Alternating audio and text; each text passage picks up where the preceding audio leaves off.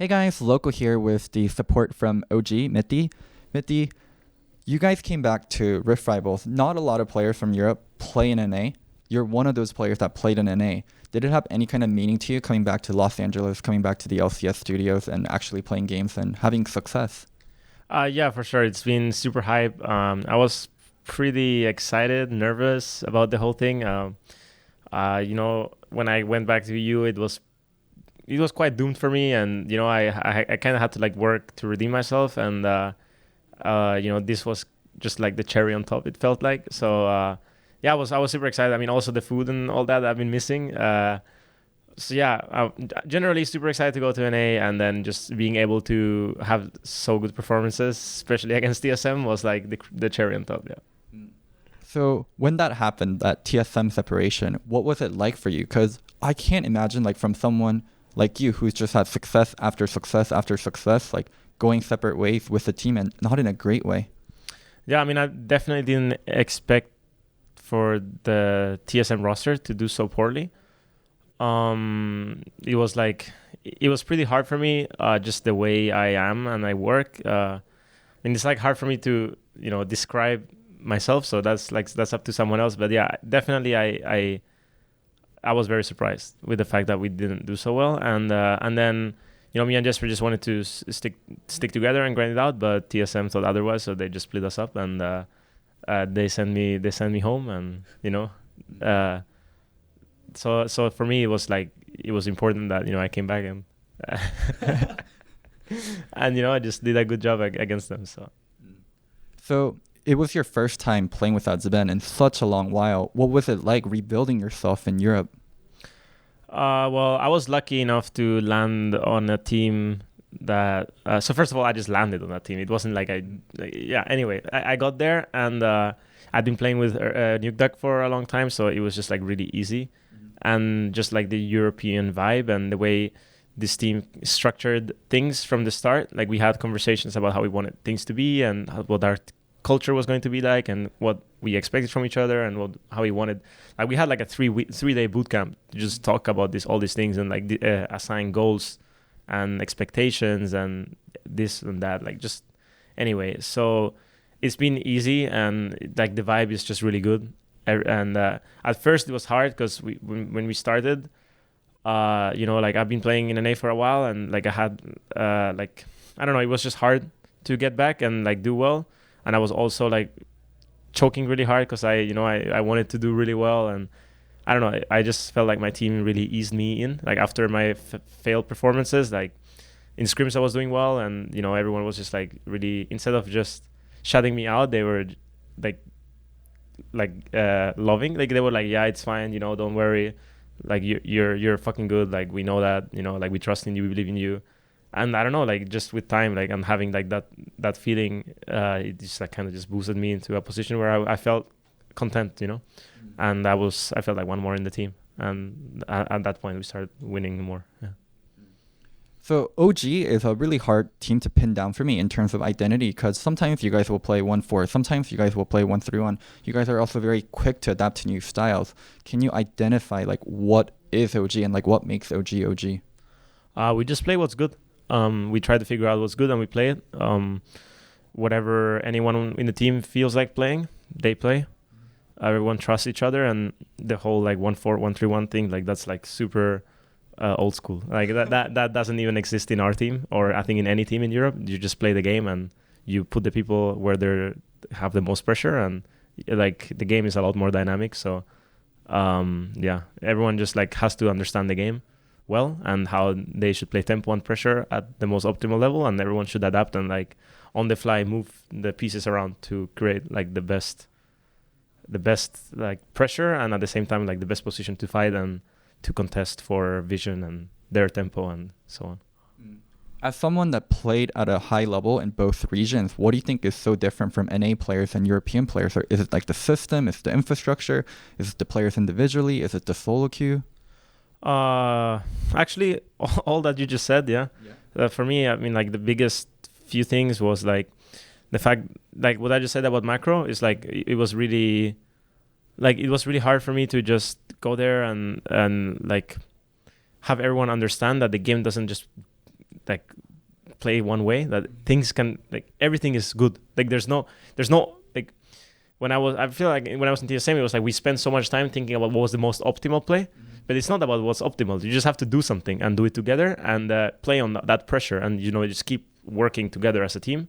And like it doesn't, like, the game is, you can do 1 million things. The game is so different. You can do 1-4, you can do 1-3-1, you can go 5 people mid if you want. Like, so sometimes it all depends on like how you feel, like what you feel like doing, but you have to also understand like what you lose for doing certain things and just adapting game. And I felt like here things were like way less dynamic. Like it was just, everything had to like I had to say like, okay, look, guys, let's put vision here, and whereas here I'm not saying anything. I'm just saying like they probably have words here, or they have tempo on this side, or we have tempo on this side, so let's just walk in. Like I don't talk about all these obvious things, and everyone tries to understand each other's roles, so that we can like just be dynamic and work as a unit. So that was like the biggest thing, and then like, I guess generally speaking, solo queue is like obviously pretty bad because there's just less players and less people trying to push each other. Like if there's a streamer that's just inting it in Europe, that guy is gonna get run down by everyone until he's out of challenger, So, or like for example, if I have a one trick in my team in Europe, I'll just ban his, even if he's in my team, I'll just ban his one trick so he learns a new champion.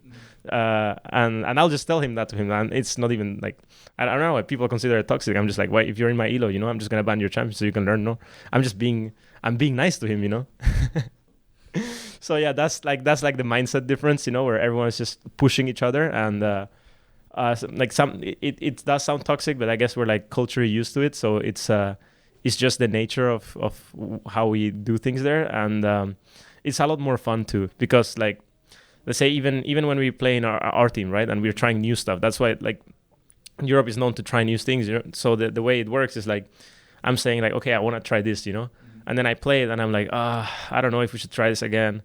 And then someone else in my team will be like, I don't know, like maybe it's not bad, but I think you're really fucking bad at it, So maybe you should like play it for 1 more week in solo queue, and then you can maybe play the champion. Or if you want, I can give you tips. Or someone in my team will be like, I don't know, but I can play this champion better than you. Maybe you like me and Patrick we will play Pike, and he'll be like, I don't know, Mithy, like your Pike was so disgusting. I think I'll play Pike next game, and you go Yumi, and then so it's like. But in a way, we're like pushing each other, and we know we trust each other, and it's like it's a lot more fun too, because it's just like a fun environment in a way, like as long as you don't take things too serious, it's I think it's pretty cool. And then I think NA junglers suck. Yeah, I think they're generally really bad, and I noticed that when I was here. It's just like I think just generally speaking, that's the case, and it shows that Mithy is winning everything. He's really good, and he's for sure the best NA jungler. That's obvious, but he's not like insane. He's not like a superstar. He's just like, he's the smartest of everyone. His mechanics are he's good sometimes. Sometimes he ints, but that's everyone, right? So it's just that he's like, what I don't get is like why people don't learn from him. Like he's playing there. He's the best jungler for so many years, and no one is like learning from him. I don't get it. And I just don't get like how they don't watch other regions, and like like jungler is like you're supposed to study the game, and I don't know. I don't know. That's the general feeling I get, is probably that in NA when I was playing, and even for these Rift Rivals, it felt like the junglers have like a specific way of pathing, and they just do it every game. It's like, so like, it's what I was saying. It's not dynamic enough.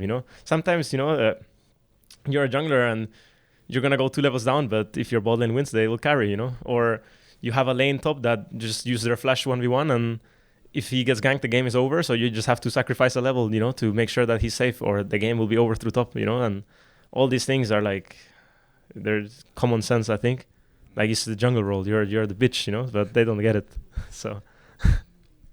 You said Mithy is our best jungler, and even him isn't that great. Where would you rank him if he played in Europe? Like, what number would he be as a jungler?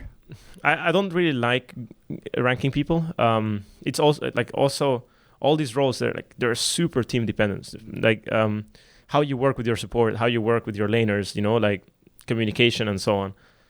I'm sure Mithy could play without a mouse and he'll be better than like half of the junglers in NALCS, just because he knows the game and he can communicate and talk with his laners and stuff, you know, much better than anyone else. I feel like so.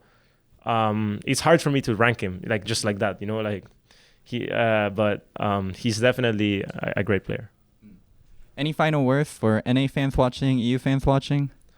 Yeah, I mean, thanks for supporting me and Origin, and hopefully we make it to Worlds. Yeah, I don't know. I don't really know what to say. It's always the same, you know. Like, yeah, thank you, and yeah, hopefully I didn't, you know.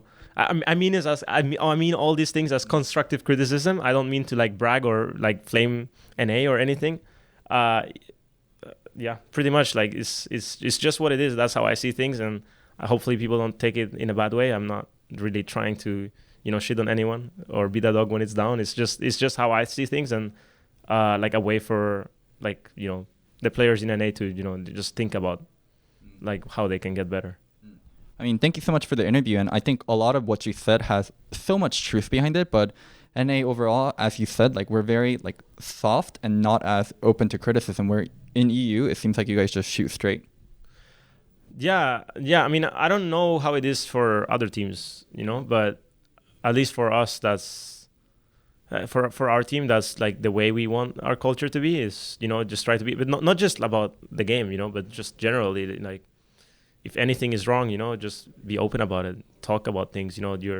You're with these guys for so long and all the time, all day, so, you know, be open about things, try to enjoy each other's company and not just make it work and sleep, because there's nothing in between when you're a gamer, you know. There's literally work, eat, sleep, so might as well make work a nice environment, even if you're not winning.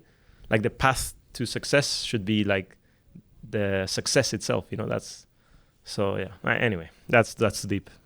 Fuck it. Thank you so much for the interview. Hey guys, I hope you enjoyed the interview. I've been doing a lot of Rift Rival content, VOD reviews, interviews. I hope you guys been enjoying them. Friendly reminder, subscribing always helps, and also you can click on any of these videos to watch them. And lastly, thank you for Lowkey community for making all this happen. Bye.